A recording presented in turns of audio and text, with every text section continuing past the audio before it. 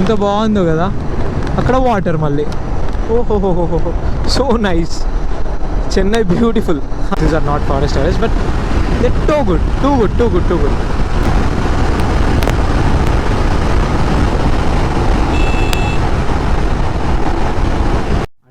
కానీ చిన్న ఉన్నప్పటి నుంచి నాకు ఇలాంటి నారో బ్రిడ్జెస్ అంటే చాలా ఇష్టం.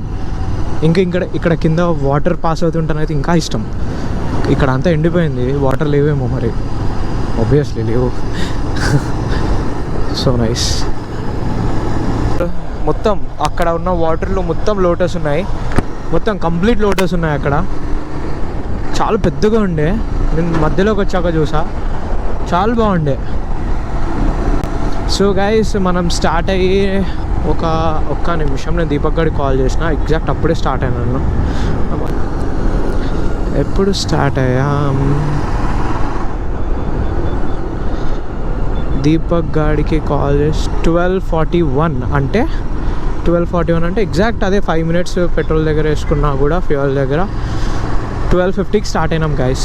12:50కి స్టార్ట్ అయితే ఇట్స్ నౌ ఎంత హాఫ్ అన్ అవర్ అయింది స్టార్ట్ అయ్యి. So we traveled 44 kilometers in half an hour. 44.9, I mean 45 kilometers in half an hour. Highways are so clean, moderate traffic and was so nice. మధ్యలో forest, మధ్యలో ఇలా water వచ్చినప్పుడు చల్లగా గాలి, చాలా బాగుండే. సో గైస్ ఇప్పటి వరకు 50 kilometers అయ్యింది and time is like what 1:35. So ఇంకా చాలా వెళ్ళాలి. Let's go. ఇంకా చాలా అంటే 78 kilometers, that's it. Let's go. నిజంగానే కొంచెం దూరం వరకు చాలా ట్రాఫిక్ చూపెడుతుంది. ఇక్కడ చాలా ట్రాఫిక్ కూడా ఉంది. Best thing about this bike is it is having both front and rear alloy wheels. So puncture గురించి ఎక్కువ టెన్షన్ ఉండకుండా బేఫికర్గా నడపవచ్చు మనం ఇట్లా.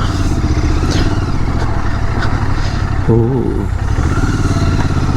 ఎందుకింత ట్రాఫిక్ ఉంది? టోల్గేట్ ఉందా ముందట? యో ఓకే.